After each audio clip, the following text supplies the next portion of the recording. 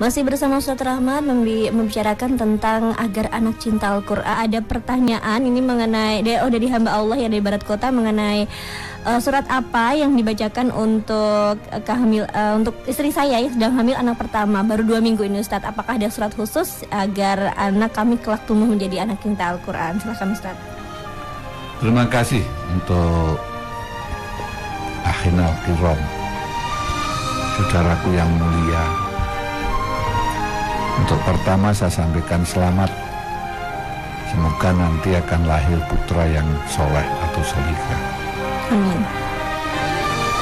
Di saat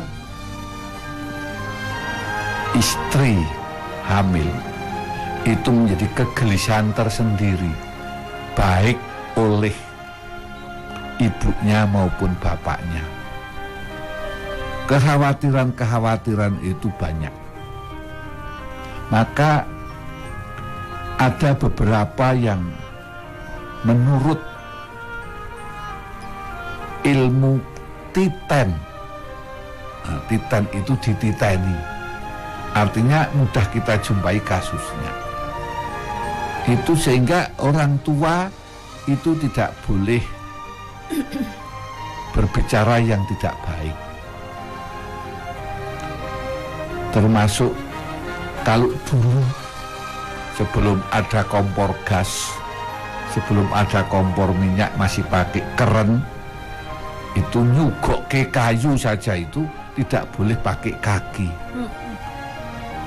Betul nggak? Benar. Nah, artinya apa? Bahwa anak yang di dalam kandungan itu sudah perlu dididik dan diberi contoh oleh orang tuanya. Kembali kepada tadi, awal untuk menjadikan anak cinta Al-Quran. Maka ada usaha-usaha semacam itu. Termasuk ada usaha tadarus Al-Quran surat apa. Kalau saya ditanya dalilnya, saya nggak tahu. Memang belum pernah ketemu, tapi kalau dari pendengar ada atau pemirsa ada yang tahu, saya diberitahu dengan terima kasih. Tapi saya hanya menjumpai kebanyakan yang dibaca surat Yusuf sama surat Maryam. Tetapi ada yang aneh kalau kita pikir. Kalau surat Yusuf nanti kalau laki-laki biar seperti Nabi Yusuf, Ganteng dan solih. Nganteng. Kalau wanita biar seperti Siti Maryam. Tapi seandainya kok lahir betul seperti Nabi Yusuf, itu yang perlu diketahui Nabi Yusuf itu orang mana. Sementara kita orang Jawa yang tanda petik pesek. Nanti kalau anaknya itu betul-betul kulitnya kuning langsat seperti orang Palestina, Tinggi, mancung desa. tinggi mancung gagah, itu yang bingung bapaknya loh. Ini anaknya siapa? anak siapa? Nah, oke. Ini sekedar intermezzo. Tapi mestinya takarub dengan Allah itu yang lebih penting. Dengan membaca Al-Quran surat Yusuf, semoga menjadi anak yang soleh seperti Nabi Yusuf, yang tabah menghadapi berbagai cobaan sampai di dalam kamar dengan Zulaikha berdua, dia masih lebih takut kepada Allah. Bahkan mengatakan penjara itu adalah lebih baik. Angel. Padahal menurut kisah yang saya baca, Zulaikha itu cantiknya luar biasa. Begitu juga kalau wanita bisa menjadi punya akhlak yang betul-betul bagus seperti Siti Maryam.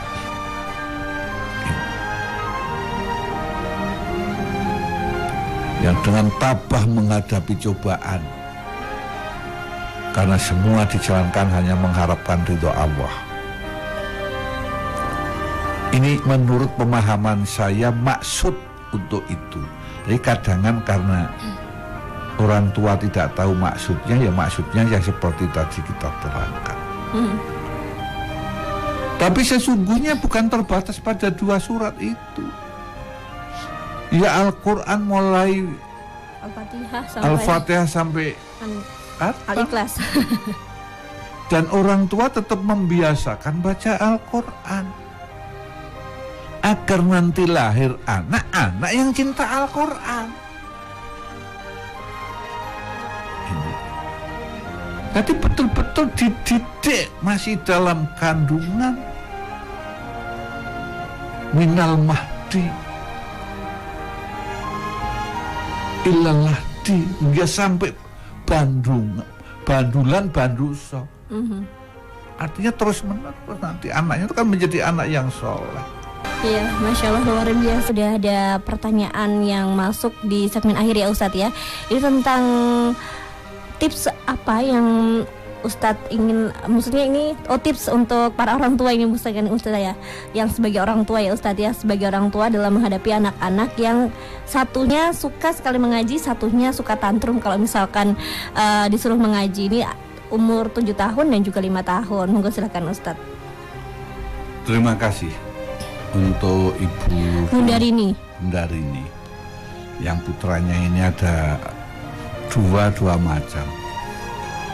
Yang namanya anak itu ya, walaupun putranya bapak ibunya sama, 12 ya akan macam 12. Iya benar. Kembar pun juga tidak sama Ustaz. Kembar pun juga tidak sama. Tapi ya itu saya katakan, jadi setiap anak mempunyai yang berbeda-beda. Jadi kalau ada anaknya orang 100 ya akan 100 macam juga. Maksud saya bahwa memang anak itu mempunyai karakter yang berbeda antara satu dengan yang lain. Adapun anak 5 tahun belum bisa baca Al-Quran atau belum tertarik, ya memang masanya. Jadi secara psikologi perkembangan memang begitu. Ilmu jiwa perkembangan. Jadi perkembangan anak itu memang harus paham kita orang tua. Kita jangan memaksakan kehendak orang tua yang tidak sesuai dengan kondisi anak. Itu nanti perkembangan intelektualnya akan bisa terganggu, nggak seimbang. Kalau dipaksa ya Ustadz ya. Iya. Ini. Maka yang penting kita bimbing. Kita bimbing. Kita ajak pembiasaan. Itu. Kalau seperti Rasulullah itu kan anak di tanda petik dikerasi, nah, itu kan setelah 10 tahun. Jadi kalau 5 tahun belum apa-apa itu. Ya memang dunianya itu masih dunia ngeyel juga bisa. Dunia main, dunia nangis, tantrum dan sebagainya Ustaz ya. Ya begitulah. Anak saya saja itu mohon maaf, kelihatan perkembangan kecerdasannya membanggakan itu yang nomor 1 yang sudah doktor itu setelah naik kelas 2 aliyah. SMA? Iya. Jadi biasa waktu SD, SMP atau itu di pondok itu ya biasa-biasa saja, bahkan rankingnya itu ranking yang jelek. Kebetulan dari 29 satu kelas itu, dia kalau tidak ranking 27, ya ranking 28. Dari belakang ya Ustaz? Iya. Tapi aku ya santai aja. Yang penting tak dongake, sudah saya didikkan. Nah setelah naik kelas 2, begitu berkembang. Tahfidnya itu begitu cepat, bahkan satu angkatan dia tahfidnya paling banyak. Itu angkatan, sehingga mendapatkan hadiah karena banyaknya tahfidnya. Dia bukan untuk menuju tahfidz Quran, tapi dia di situ kan 1 tahun minimal 1 juz harus hafal. Disampaikan surat-surat yang biasa seperti Yasin, Ar-Rahman, Waqiah, Tabarok, Kafi, itu kan yang biasa. Juz ngama itu kan yang biasa. Itu yang memang harus. Tapi yang namanya 1 tahun harus juz 1, juz 2, juz 3, 4, 5, 6 minimal. Dan itu terlihat pada saat sudah aliyah, masih aliyah. Iya, itu tahfidznya nyetut semua. Bahkan targetnya hanya 6, dia bisa sampai 8 atau 9. Tidak menyangka ya Ustadz ya, misalnya pada saat dulu SD, SMP masih biasa-biasa saja ya Ustadz ya. Ya di situ. Yang aneh lagi bahkan tamat aliyah pondok itu dia dapat PMDK. Masya Allah, luar biasa. Ya. Cuma dia nggak mau jalani PMDK-nya. Dia milih di Fakultas Hukum yang bukan PMDK. Ini Bapak, nanti kita yang optimis punya anak seperti apapun wujudnya itu amanah Allah yang harus kita bimbing, harus kita didik agar menjadi anak yang soleh dan solihah.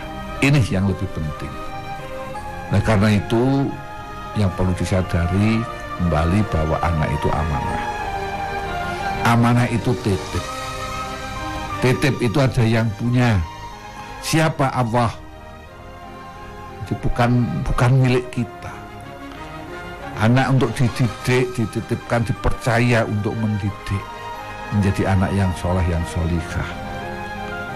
Anak itu supaya bisa melaksanakan pernyataan anak itu di saat di dalam kandungan.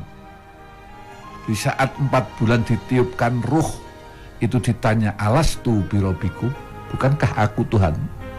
Kalu nuli jawab sopo si ruh bayi sing sudah ditiupkan ruh itu.